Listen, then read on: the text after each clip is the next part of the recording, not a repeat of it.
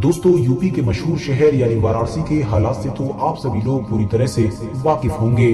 क्योंकि यहाँ पर मौजूद एक मस्जिद और मंदिर को लेकर जो विवाद छिड़ा है, उस विवाद की चर्चा अब सिर्फ भारत देश ही में नहीं बल्कि दुनिया के अलग अलग कोनों में भी की जा रही है।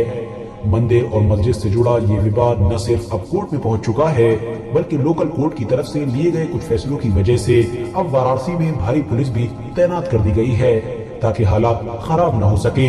आपको बताते चले कि इस पूरे मैटर पर अब इंडिया के साथ साथ दुनिया के दूसरे अलग अलग इलाकों में रहने वाले लोगों ने भी अपने विचार देना शुरू कर दिए हैं। मगर ज्यादातर लोगों का सवाल अभी भी यही है कि क्या वाराणसी में मौजूद मंदिर और मस्जिद का ये केस भी बिल्कुल उसी तरह से आगे बढ़ेगा कि जिस तरह से किसी दौर में अयोध्या का बढ़ा था, और क्या वाराणसी में मौजूद मस्जिद का भी वही हाल होगा कि जो अयोध्या में मौजूद बाबरी मस्जिद का हुआ था। क्योंकि दोस्तों, ये बात मैं अपनी तरफ से नहीं कह रहा हूँ, बल्कि इस तरह के कुछ बयान आ रहे हैं हमारे देश के बड़े बड़े नेताओं की तरफ से।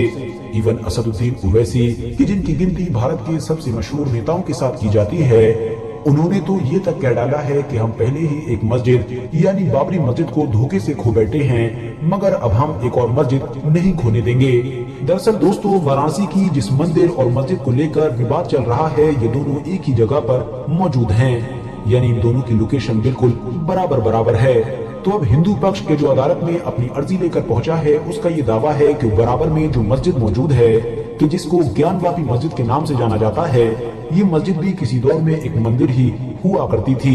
यानी इस जगह पर मंदिर हुआ करता था और ये मंदिर हद से ज्यादा पुराना था। मगर फिर मुगल सल्तनत के सबसे ताकतवर बादशाह यानी औरंगजेब आलमगीर ने इस मंदिर को तुड़वाकर यहाँ पर मस्जिद बनवाई थी। तो अब कोर्ट जल्द से जल्द अपनी पूरी कार्रवाई करके ये मस्जिद की जगह भी हमारे हवाले कर दे।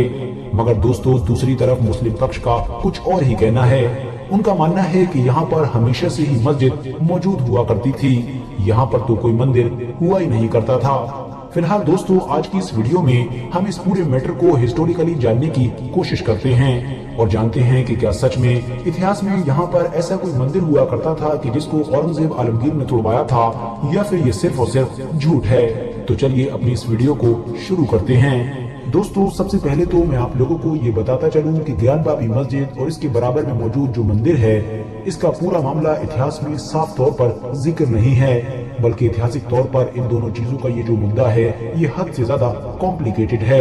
अदालत में जाने वाले हिंदू पक्ष की अगर बात करें तो उनके दावे के मुताबिक यहाँ पर जो मंदिर हुआ करता था वो लगभग 2000 साल पुराना था,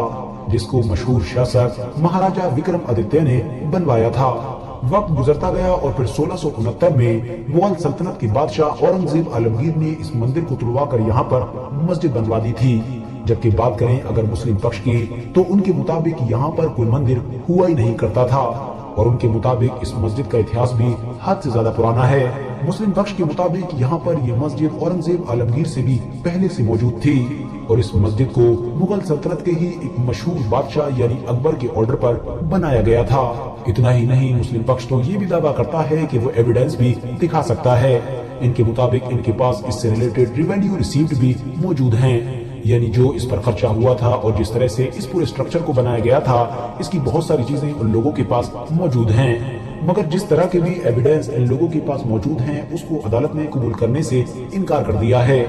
हालांकि दोस्तों, जैसा कि मैंने आपको शुरू में भी बताया कि ऐतिहासिक तौर पर यह मामला और भी ज्यादा कॉम्प्लिकेटेड है और जिस तरह के फैक्ट्स अभी मेंशन किए गए हैं, ये ज्यादातर इतिहासकारों की राय पर खरे नहीं उतरते हैं, क्योंकि ज्यादातर इतिहासकार तो इस मंदिर और मस्जिद यानी दोनों ही चीजों का कनेक्शन सीधे तौर पर अकबर से ही जोड़ते हैं। कुछ इतिहासकारों के मुताबिक यहाँ पर मौजूद ये जो मंदिर है, इसको अकबर के ऑर्डर पर ही अकबर के एक करीबी वजीर के, जिसको टोडरमल के नाम से जाना जाता था, उन्होंने बनवाया था। जबकि कुछ इतिहासकारों का ये मानना है कि मंदिर और मस्जिद दोनों ही चीजें बादशाह अकबर के ऑर्डर पर उस वक्त बनवाई गई थी कि जब बादशाह अकबर ने अपना एक नया मजहब यानी दीन इलाही को लॉन्च किया था। क्योंकि जाहिर है बादशाह अकबर का बनाया हुआ ये जो नया धर्म था, ये एक ऐसा धर्म था कि जो सारे मजहब और धर्मों से मिलाकर बनाया गया था, जिसके अंदर हर धर्म की चीजों को शामिल किया गया था। और इस तरह से तैयार किया था ताकि सारे धर्मों और मजहबों के लोग एक ही जगह पर एक ही धर्म को फॉलो कर सकें। फिलहाल आप लोग अब ये तो जान ही चुके कि ऐतिहासिक तौर पर तो ये मामला और भी ज्यादा उलझा हुआ है, मगर अब अगर बात करें करंट सिनेरियो की तो आपको बताते चले कि वाराणसी का लोकल कोर्ट ये ऑर्डर दे चुका है कि मस्जिद वाली जगह पर अब फिजिकल सर्वे किया जाए, यानी एडवांस इक्विपमेंट्स की मदद से ये पता लगाया जाए कि इस मस्जिद की जगह पर पहले क्या हुआ करता था। जो भी था वो कोई आम बिल्डिंग थी या फिर मंदिर हुआ करता था, और अगर मंदिर था भी तो आखिर वो किस चीज का मंदिर था, कितना पुराना था, किस हाल में था, यानी सब कुछ इस सर्वे के जरिए से पता लगाया जाए। मगर दोस्तों अब ज्यादातर लोगों के दिमाग में सवाल यही है कि क्या वाराणसी में भी वही सब कुछ होगा कि जो पहले अयोध्या में भी हो चुका है, क्योंकि अयोध्या मैटर की सुनवाई भी बिल्कुल इसी तरह से आगे बढ़ी थी। तो दोस्तों इस बारे में अभी कुछ भी नहीं कहा जा सकता है, क्योंकि यहाँ पर अभी मुस्लिम पक्ष के पास प्लेसेस ऑफ वर्शिप एक्ट भी मौजूद है, जिसकी मदद से वो हाई कोर्ट में जाकर इस पूरी कार्रवाई पर रोक भी लगवा सकता है। दरअसल दोस्तों ये एक ऐसा कानून है कि जिसको 1991 में उस वक्त बनाया गया था कि जब बाबरी मस्जिद के मैटर की वजह से हमारे देश के हालात हद से ज्यादा खराब हो रहे थे। इस कानून के तहत ये कहा गया है कि 1947 में, यानी जिस साल हमारा देश आजाद हुआ था, उस साल भारत देश की जिस जगह पर भी जो धार्मिक स्थल जिस हालत में मौजूद था उसको हमेशा उसी हालत में ही रखा जाएगा।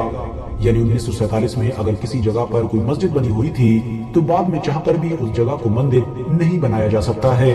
इसी तरह से अगर किसी जगह पर कोई मंदिर मौजूद था तो बाद में उस जगह को मस्जिद में नहीं बदला जा सकता है, क्योंकि दोस्तों बाबरी मस्जिद के हादसे के बाद अब ये खतरा बढ़ चुका था कि देश के दूसरे कोनों में भी वक्त वक्त पर ऐसे हादसे हो सकते हैं। इसीलिए ये कानून लाकर पूरी तरह से इस मामले को जड़ से खत्म करने की कोशिश की गई थी। अब आप में से बहुत सारे लोगों के दिमाग में ये सवाल भी जरूर आ रहा होगा कि अगर ये कानून बनाया गया था तो आखिर बाबरी मस्जिद का फैसला कैसे ले लिया गया। तो मैं आपको बताता चलूं कि बाबरी मस्जिद को इस कानून से अलग रखा गया था। उसकी वजह ये थी कि बाबरी मस्जिद और राम मंदिर का मैटर कोई नया नहीं था, बल्कि ये तो 1947 से भी बहुत पहले यानी अंग्रेजों के दौर से ही अदालत में था। आप में से बहुत कम ही लोग जानते होंगे कि वाराणसी की ज्ञानवापी मस्जिद का ये मुद्दा भी नया नहीं है, बल्कि ये भी लगभग 30 से 31 साल पुराना है, क्योंकि कुछ लोग आज से लगभग 30 साल पहले भी इस मुद्दे को लेकर कोर्ट में पहुंच गए थे।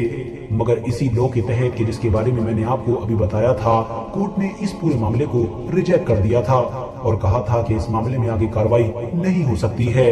मगर फिर दौर आया सन 2019 का और अयोध्या के मैटर की वजह से एक बार फिर से इस मामले ने तूल पकड़ना शुरू कर दिया और आज ये पूरा मामला इस कंडीशन में पहुंच चुका है कि जिसको हम लोग साफ तौर पर देख सकते हैं। फिलहाल आगे क्या होगा इस बारे में तो अभी कुछ भी नहीं कहा जा सकता है, मगर हाँ ये बात क्रिस्टल क्लियर है कि अगर आगे फैसला मुस्लिम पक्ष में नहीं आता है तो वो डेफिनेटली इसी लॉ की मदद से हाई कोर्ट में इस पूरी कार्रवाई पर स्टे लगाने की कोशिश जरूर करेगा। मगर मुस्लिम पक्ष के लिए एक खतरनाक बात ये भी है कि हो सकता है आने वाले दिनों में 1991 में बनाए गए इस लॉ में कोई अमेंडमेंट यानी चेंज कर दिया जाए या फिर इस पूरे लॉ को पूरी तरह से खत्म ही कर दिया जाए। क्योंकि दोस्तों ये बात मैं अपनी तरफ से नहीं कह रहा हूँ, बल्कि इस तरह की चीजें कई बार कई बीजेपी नेताओं की तरफ से उठाई जा चुकी हैं। कई बीजेपी नेता वक्त वक्त पर अपनी पार्टी से ये डिमांड कर चुके हैं कि इस लॉ को पूरी तरह से खत्म ही कर दिया जाए। फिलहाल देखना है आगे क्या होता है।